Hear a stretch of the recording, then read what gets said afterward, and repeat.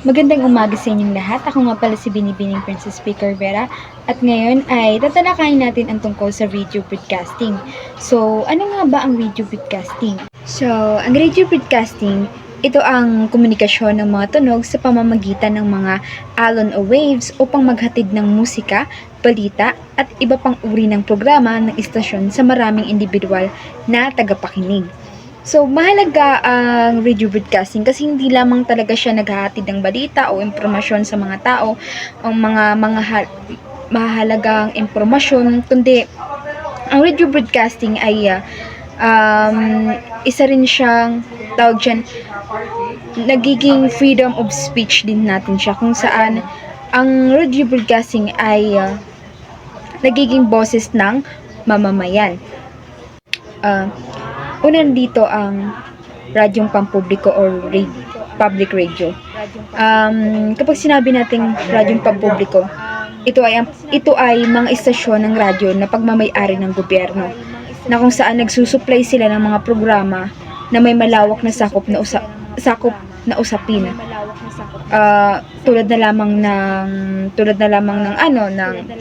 ng news, edukasyon at tawag dyan, kultura. So, ang halimbawa na dito yung Radyong Pilipinas o DZRM Radyo Saksi, na kung saan dito sa DZRM Radyo Saksi, ang programa nila ay nakatuon talaga sa tapat at detalyadong balita mula sa iba't ibang larangan na sabi ko nga kanina, katulad na lamang ng news, edukasyon, kultura, tsaka isa na dito din yung tawag dyan ang sports, politika at iba pa. So yun. So sumunod naman dito ang pangalawa, ang commercial radio or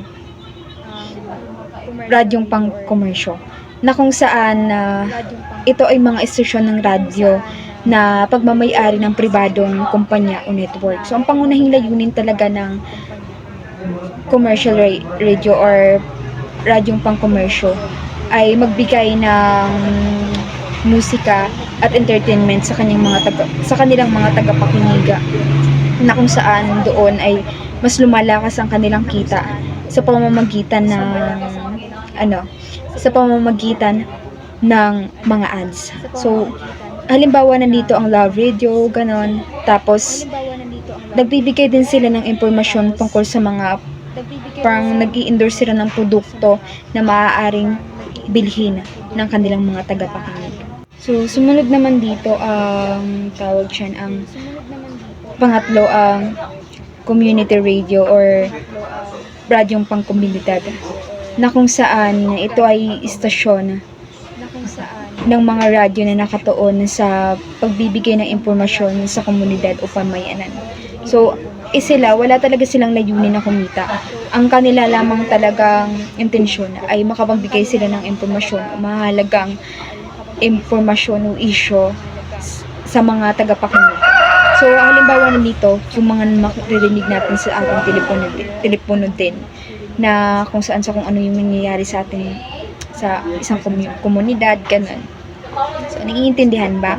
So, dumako naman tayo sa panghuli, ang radyo pang-campus o campus radio, na kung saan ito ay mga istasyon ng radyo na nakikita lamang talaga siya sa loob ng paaralan. So, ang layunin nito ay makapagbigay ng impormasyon sa mga aktibidad na gagawin ng mga estudyante o ng mga profesor o mahalagang gawain na maaring paggawa sa mga estudyante o kahit mga importanteng detalye patungkol sa paaralan, lalo na sa mga estudyante. Ngayon, dumako naman tayo sa pagsulat pagsulat o pagbuo, mga hakbang sa pagsulat o pagbuo ng script sa radio broadcasting. So, una, ano nga ba ang script? So, mahalaga ang script kasi nga, kung wala ito, kasi ang script kasi yung nagiging gabay ng isang anchor or magbo-broadcast kung tama pa ba yung sinasabi niya. Ito yung magiging gabay niya sa pag-broadcast niya. So, mahalaga talaga ang script. Tindihan ba? Ngayon ay dumako naman tayo sa ng mga hakbang sa pagbuo o pagsulat ng script. Una dito, alamin na ang manonood at tagapakinig gumawa ng pananaliksik tungkol sa paksa. So, alamin ang manonood at tagapakinig. So, sa pagbuo o pagsulat ng script, hindi naman kailangan dapat na susulat ka lang. So, kinakailangan na alamin mo talaga kung sino ba talaga yung mga tagapakinig mo o tagapanood, kung ito ba ay matatanda, kung ito ba ay mga bata. So, kinakailangan hindi ka lang basta-basta sumusulat ng script nang hindi mo alam kung sino ba yung mga tagapakinig mo at tagapanood. So, gumawa ng pananaliksik tungkol sa paksa. So, ganun din. Hindi ka lang dapat sumusulat ng isang script na hindi mo alam kung ano yung paksa mo, or hindi ka man lang nagsaliksik tungkol sa paksa mo. Sumulat ka lang kung ano yung idea mo, pero hindi mo naman alam kung ano ba talaga yung paksa mo, or ano ba talaga yung tungkol sa paksa mo. So, kinakailangan talaga na sa pagsulat ng script o pagbuo ng script, kinakailangan mo din talaga na kinakailangan mo din talagang isaliksik kung ano ba talaga ang tungkol sa paksa mo. Nang sa gayon ay makapagbigay ka ng impormasyon na tama o totoo sa kanila, or makapagbigay ka ng impormasyon na totoo. So, hindi lamang dapat basta-basta lamang tayo nagsusulat. Dapat kinakailangan magsaliksik din tayo tungkol sa ating paksa. Naiintindihan ba? So, ang pangalawa naman ay gumamit ng balangkas o gumawa ng balangkas at sumulat ng borador. So, sa paggawa o sa pagsulat o pagbuo ng script, kinakailangan na may mga balangkas ka or may balangkas ka para makagawa ka ng maayos ng script. Kunwari, sa balangkas, ito muna yung simula ko. Pagkatapos nito, susunod ito para yung script ay maging epektibo. So, dapat may balangkas ka sa pagsulat mo ng script para hindi ka naman malito. So, para din alam mo kung ano ba dapat yung uunahin mo. So, dapat may balangkas talaga. So, sumulat ng borador. So, dapat may may isang kopya ka o may isang version ka ng kopya na kung saan para naman sa script mo, may isang kopya ka sa script mo na hindi pa talaga yun yung final. So, kinakailangan na talaga para naman alam mo kung ano ba talaga yung babaguhin mo, kung ano yung mali mo doon. So, dapat may isang version ka ng kopya. Iba yung sa final talaga, iba din yung sa isa na para malaman mo kung ano ba talaga yung babaguhin mo pa sa script. So, dapat ganun. Dapat sumulat ka din ng borador or sumulat ka ng isa pang kopya na hindi pa final. So, sa panghuli naman ay balikan ng script, revisahin ang estilo, tempo at katumpakan. So, isa rin to sa hakbang na hindi mo lamang dapat porque naisulat mo na yung script, kasi may mga mali din tayo, baka kasi may mali tayong isulat or hindi pala pwede. So, kinakailangan revisahin natin kung sakto na ba, kung tama na ba. So, revisahin natin kung okay na ba yung estilo, ang katumpakan, at yung mga tempo sa pagbibigkas or kung okay na ba, kung tama lang ba yung tempo sa pag-broadcast, ganun, or kung i-broadcast na to, or babasahin na to ng mag-broadcast, ganun. So, hindi lang dapat porque nagawa na natin, yun na yun. So, kinakailangan din natin revisahin kung ano pa ba yung mali. Kung mali pa ba yung mga estilo ba, tempo ba. So, mahalaga din kasi yung estilo, tempo, tsaka katumpakan. So, kinakailangan na revisahin or balikan din natin yung script. Naiintindihan ba? So, ngayon, dumako naman tayo sa mga dapat isaalang-alang sa pagsulat o pagbuo ng script. So, una dito, dapat malinaw at madaling maintindihan. Gumamit ng salita na madaling maunawaan. So, dapat it is to sa mga dapat isaalang-alang sa pagbuo ng script or paggawa ng script na kinakailangan na dapat una pa lang sa script mo, naiintindihan na agad ng mga tao. Hindi ka dapat kinakailangan na gumamit ng mga salita na mahihirapan sila na intindihin mo. Dapat gumamit ka ng mga salita na madali nilang mauunawaan. Nang sa gayon, naiintindihan nila kung ano yung sinasabi mo. So, hindi lang dapat na hindi ka dapat gumagamit ng mga salita na medyo iba sa pandinig nila o hindi nila maintindihan. So, dapat talaga, dapat mo alang sa pagbuo ng script is kinakailangan parang isaalang-alang mo dito yung mga salita na maiintindihan ka agad nila. So, sumunod dito, gawing maikli at simple ang balita, ngunit naglalaman ng mahalagang impormasyon.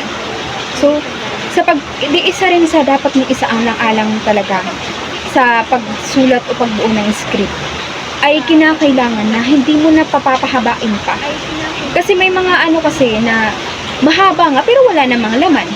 'Di ba? So kinakailangan kahit kaunti lang siya, kahit maikli lang siya, kahit simple lang siya, pero may mahahalagang impormasyon doon. So sumunod naman dito ang tiyakin ang impormasyong ibabahagi. Guhitan ang mga sound effects at music. So kinakailangan sa pagbibigay or dapat mo isaalang-alang sa pagsulat ng script. Dapat kung magbabahagi ka man ng impormasyon doon, kung magsusulat ka or magbabahagi or magsusulat ka ng mahalagang impormasyon, tiyakin mo dapat na ito'y makatotohanan. So, hindi dapat kinakailangan na kapag magbibigay or magbabahagi ka ng information ay hindi namang totoo. So, kinakailangan alam mo. Kasi, maririnig yan ng maraming tao. So, hindi mo dapat kinakailangan na magbahagi ng hindi naman tamang impormasyon o hindi naman totoo. So, sa pagbabahagi, kinakailangan mo tiyakin yung ibabahagi mo sa kanila ay totoo. So, guhitan ang mga sound effects. So, para hindi naman sila malito sa pagbasa ng script, yung mga anchors, ganyan. Dapat may buhit. So, kinakailangan talaga guhitan ang mga sound effects. At kung saan ba din yung sound effects, kung saan yung music, para maintindihan naman kung saan sila yung mga anchors, kung saan, halimbawa yung mga anchors, para malaman nila kung saan sila ihihinto, kung ito na ba dapat ay sound effects na ba, or ito ba ay music na. So, dapat kinakailangan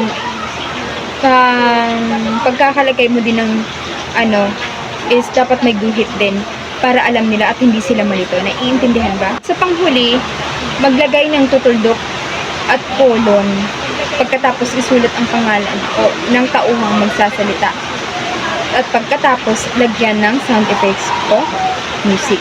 So, dito, dapat mong isaalang-alang sa pagbuo o paggawa ng script. Para hindi talaga malito yung anchor, kung sino na ba talaga yung magsasalita. Kung ano ba, yun nga yung sabi ko kanina, na para hindi sila malito. So, dapat kailangan may tuldok. At, kunwari, halimbawa nito, si Ted Filon. So, si Ted Filon, ikaw yung dito. So, dapat kinakailangan, lagyan mo siya ng kolon or tutuldok para hindi masyadong magulo. So, pagkatapos niyan ay isusunod na doon na yung isulat yung sound effects na dito, pagkatapos mong magsalita dito ay may sound effects na. So, ganon. So, dumako naman tayo sa mga bumuo ng broadcasting or video broadcasting. So, una dito ang scriptwriter na kung saan siya ang lumilikha ng script na babasahin ng magbo-broadcast or ng mga anchor, ganyan. So, siya ang gumagawa ng script para basahin ng mga anchor. So, sumunod dito ang new presenter na tinatawag ding field reporter. So, kaya sila tinatawag na field reporter kasi nga, kadalasan sila yung nasa field. So, sila yung magbabalita. Sila kadalasan yung nasa field na magbabalita or maghatid ng balita or tagapanayam. So, naiintindihan ba? So, sumunod naman dito ang news anchor na kung saan tinatawag ding announcer. Ito yung pinakakilala talaga kasi sila yung mas bumuboses o sila yung bumuboses or nagbo-broadcast talaga or sila yung mas nakikilala talaga or nasa or nakikita o naririnig kadalasan. So, ang halimbawa nito sa mga anchor is sila Ted Filon, sila Karen Davila, yun. So, iba pa. So, sumunod naman dito ang technical director. Na kung saan dito sa technical director, sila yung ma-manage sa pagdating sa kung paano nila lalagyan ng sound effects, ganyan ang mga music. Sila yung nagmamanage tungkol sa sound effects, sa mga about na lang sa paglagay ng mga music, kapag nagsasalita na ang anchor. Sumunod naman dito ang informational director, na kung saan siya ang nagbibigay ng parang, ito yung isang, parang siyang advertise. Hindi ko alam, pero parang siyang advertise, pero yung advertise na yun is nagpapaala, or parang naghahati din ng paalala, na ganyan. So, halimbawa nito,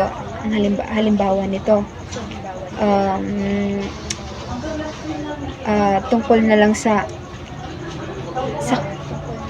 kabet, ganyan. Parang advertise tungkol sa kabet. Tapos may, paalala, huwag dapat angkinin ang hindi naman sa'yo. Parang ganon. So, siya yung parang director doon. So, sumunod naman dito ang director. So, ang director talaga ang pinaka kumikilos sa lahat. Kasi, ang director, parang, na siya kung siya yung magbibigay ng, kung paano mo gagawin na, at siya yung titingin kung tama na ba yung script. So, parang, siya talaga yung kikilos sa lahat. So, napakalaki ng responsibilidad ng director dito sa radio broadcast. So, sumunod naman tayo sa dumako naman tayo sa alituntunin ng radio broadcasting. So, una dito ang pagiging responsable. So, una, ang tamang impormasyon. So, kung magbabahagi ka man ng impormasyon or magbabahagi ka namang impormasyon, siguraduhin mo na yung binabahagi mo ay tama at walang mali. Dapat makatotohanan, ganun, at hindi dapat maling impormasyon, ganun. So, kasi, ang mga tao ay mabilis sila talagang maniwala sa mga tawag dyan. Mabilis silang maniwala, kaya dapat mag-iingat tayo sa kung ano yung ibabahagi natin. Naiintindihan ba? Munod naman dito ang ethical standards. So, kapag sinabi natin ethical, so kinakailangan talaga, isa rin talaga dito na alituntunin na kailangan talaga dapat sundin. Or, yun nga, kasi dapat dito is kinakailangan na hindi ka dapat maging bias. So, dapat sundin mo yung mga antas ng etika, na kung saan hindi ka dapat maging bias. Dapat pantay lang talaga yung pagbabalita mo, or pantay lang talaga yung pagtingin mo or ibabahagi mo ng balita sa kanila. So, huwag kang maging bias. Yun. Iintindihan ba? So, ang panghuli ay pagsunod sa batas o legal na aspeto. So, isa sa alituntunin dito na kailangan dapat sundin natin kung ano ba yung nasa batas. So, una na dito, dapat mayroon tayong sarili na gawa talaga. So, kasalanan talaga ang pagkuha ng iba or pagnakaw ng ibang gawain ng iba. So, dapat sundin natin ang batas, katulad na lamang ng copyright, ganyan, intellectual property. So, ganon. So, naiintindihan ba? Dapat kinakailangan natin na sundin ang batas, kasi nga maaaring talaga yung makasira sa programa natin, or yun nga. So, naiintindihan nyo ba? Kung wala nang katanungan, iyon lamang po, at maraming salamat sa pakikinig.